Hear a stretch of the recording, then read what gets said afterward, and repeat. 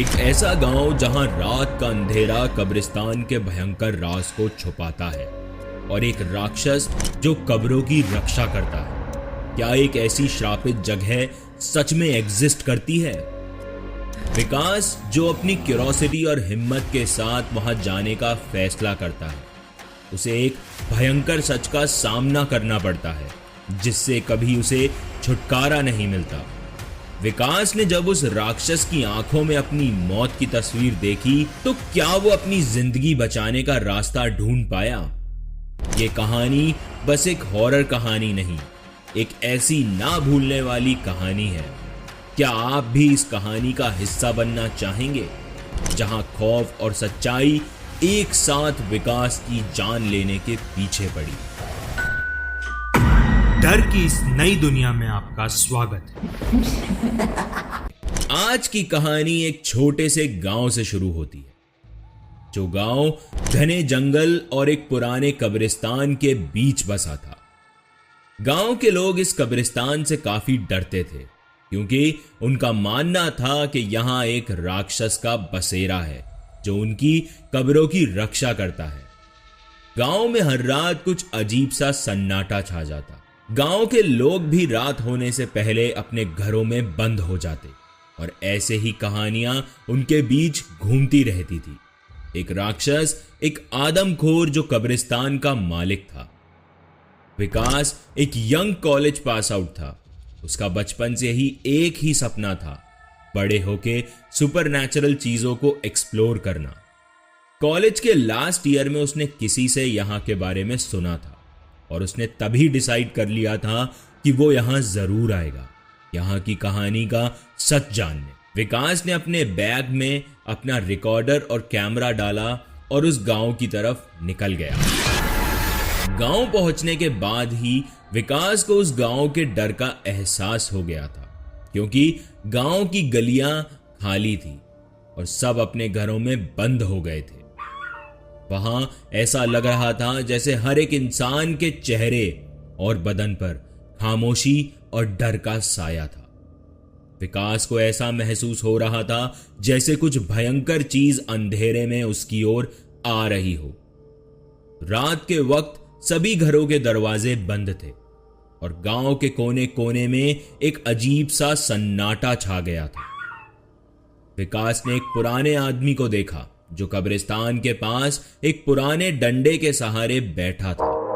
उसकी दाढ़ी एकदम सफेद और बड़ी ही लंबी थी और आंखों में एक गहरा रंग था, जैसे उसकी आंखों में कोई अजनबी आत्मा बसी हो। विकास ने उससे बात करने का सोचा और उसके पास गया। विकास ने पूछा, बाबा ये गांव कैसा है? लोग क्यों इतना डर रहे हैं? बाबा सुरजन ने अपनी पुरानी थोड़ी कड़वी आवाज में जवाब दिया और वो बोले कि बेटा तुम समझ नहीं रहे हो। ये कब्रिस्तान सिर्फ एक कब्रिस्तान नहीं है, ये एक श्रापित जगह है जहां एक आत्मा का बसेरा है। यहां एक राक्षस का भयंकर रूप है जो हमेशा वहां रहता है। तुम अगर उस कब्रिस्तान में गए तो तुम कभी वापस नहीं लौट पाओगे। विकास ये सब सुनकर मन ही मन मुस्कुरा रहा था। वो बोला कि ये तो बस कहानियां हैं बाबा, ऐसी पुरानी बातें हर जगह होती हैं। मैं वहां जाकर सबको बताऊंगा कि ये बस एक बेकार का डर है, असल में ऐसा कुछ नहीं होता।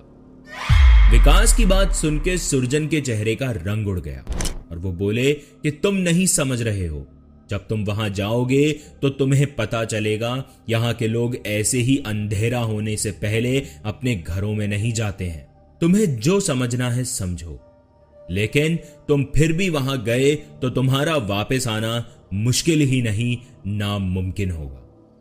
बाबा सुरजन की बातें सुनकर विकास की आंखों में क्यूरोसिटी और बढ़ गई थी। विकास ने सुरजन की बात नजरअंदाज की और अपनी हिम्मत से काम लेना शुरू कर दिया। उसने अपने मन में सोचा, यह सब सिर्फ अंधविश्वास है। मैं जाकर सबको दिखाने वाला हूं कि कोई राक्षस नहीं है, यह बस डर का एक और जरिया है। रात के 7 बजे जब सूरज की रोशनी बिल्कुल छुप गई थी और चांद बस हल्का सा ऊपर आ रहा था, हवा में एक अजीब सी ठंडक थी विकास ने अपने टॉर्च और कैमरे को उठाया और कब्रिस्तान की तरफ अपने कदम बढ़ाए।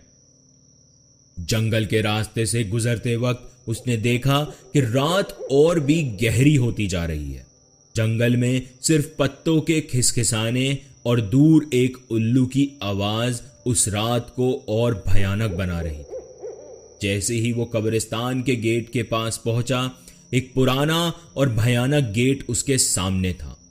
गेट पूरा जंग से लिपटा था और उस पर घास और बेलें उगाई थी, जैसे सालों से किसी ने उसे छुआ तक ना हो। गेट के ऊपर बड़े बड़े अक्षरों में लिखा था, जो यहां आता है वो कभी वापस नहीं जाता। विकास एक पल के लिए सोच में चला गया।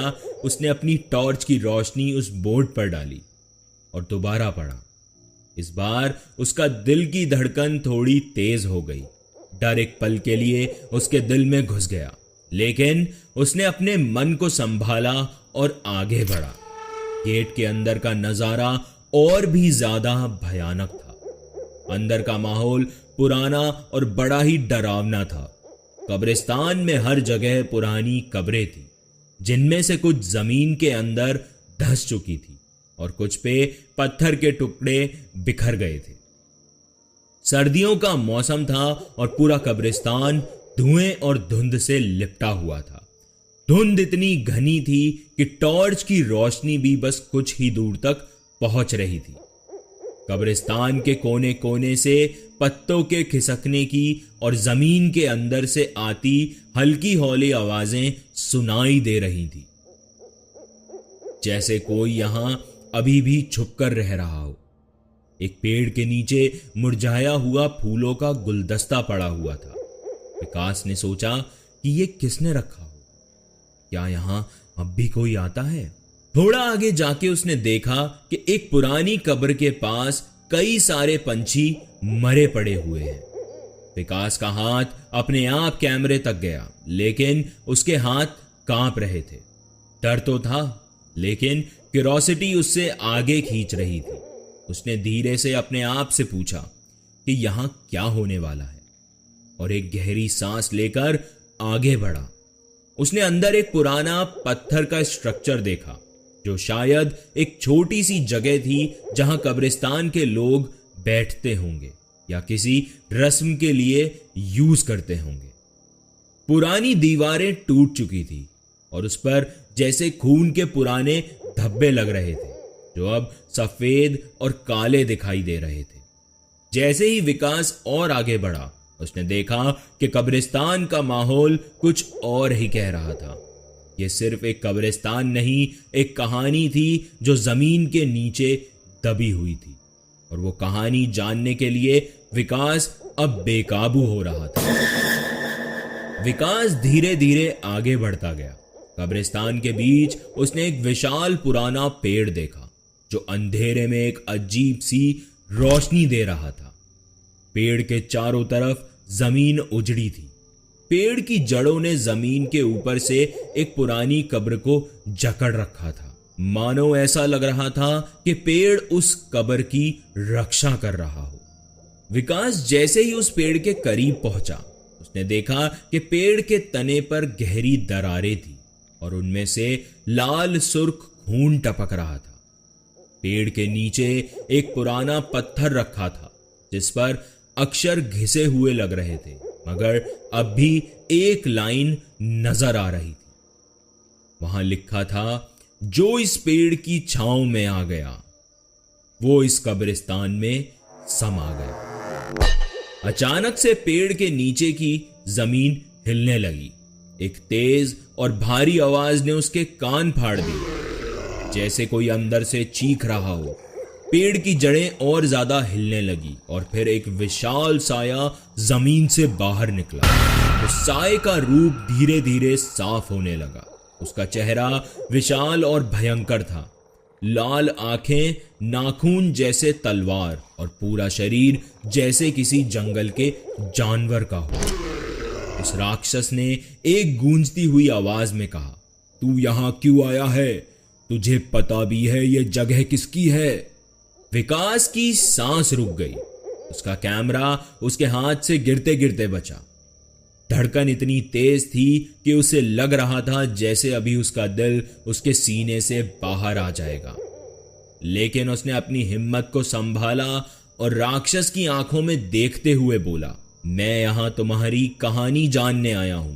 तुम कौन हो? यहां क्या छुपा हुआ है?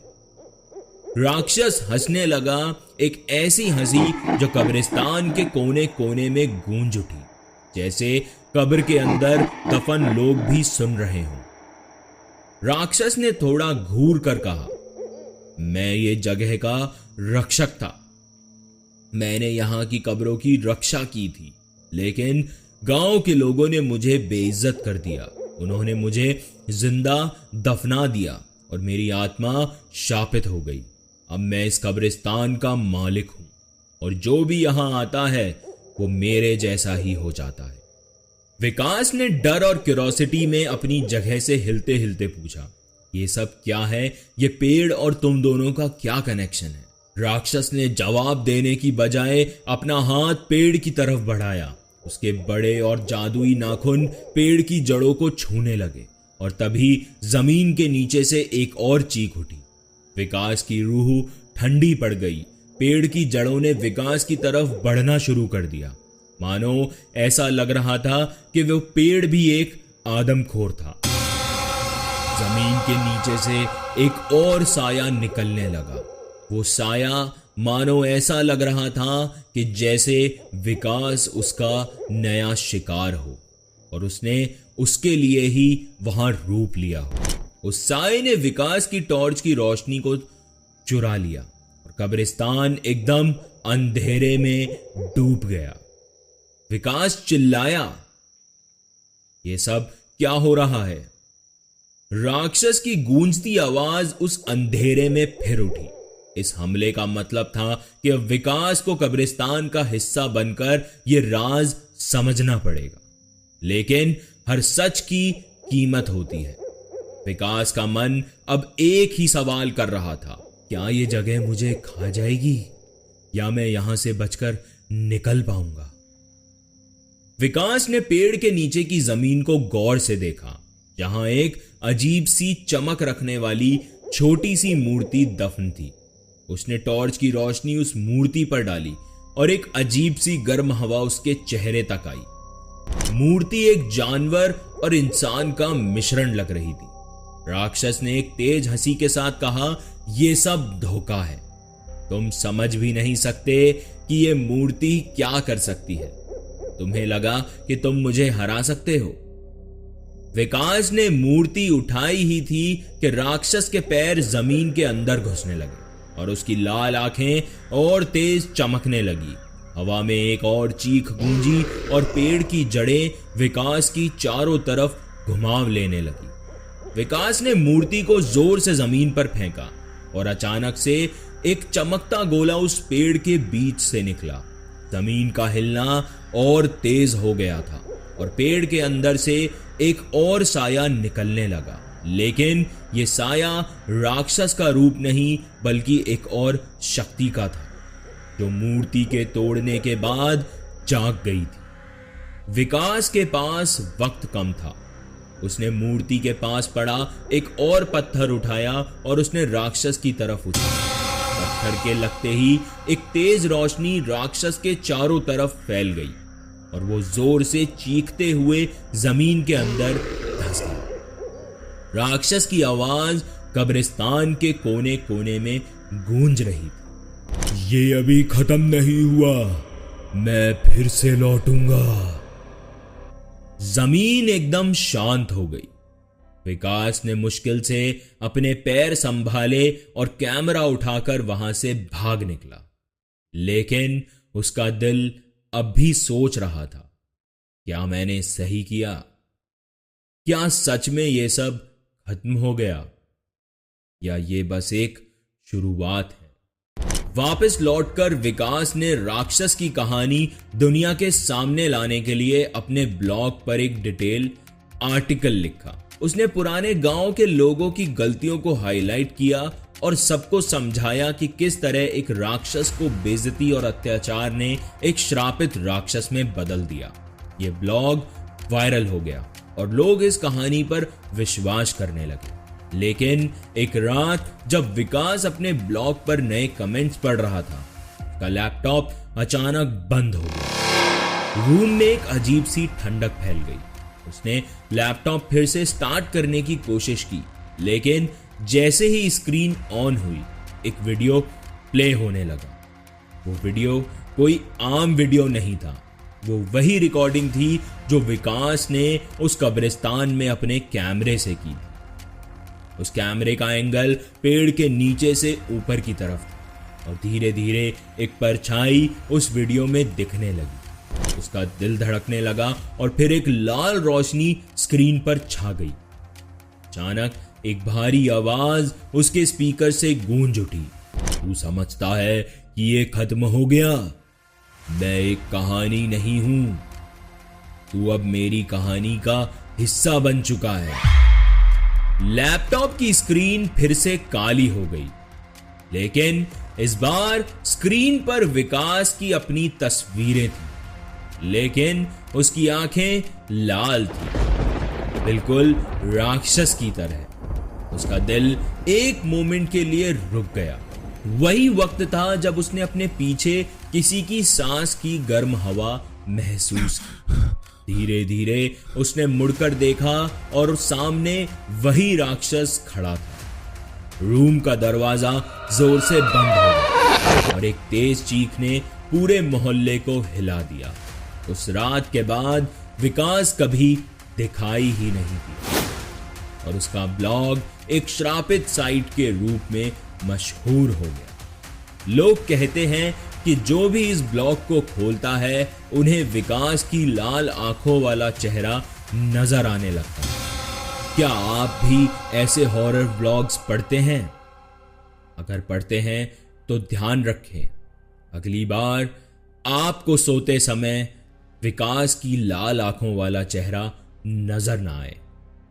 आज की कहानी आपको कैसी लगी मुझे कमेंट्स में जरूर बताएं और अगर आपके पास भी कोई कहानी है तो आप उसे मुझे डीएम कर सकते हैं या फिर इस ईमेल एड्रेस पर भेज सकते हैं। हो सकता है अगली कहानी आपकी हो।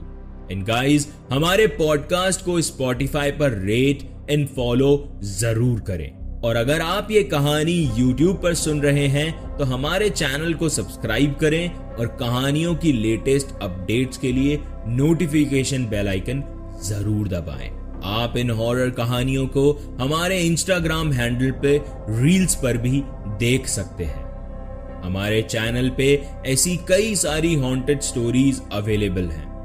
आज ही विजिट करें और अपने फ्रेंड्स एंड फैमिली के साथ लेट नाइट चिल्स का मजा लें। धन्यवाद।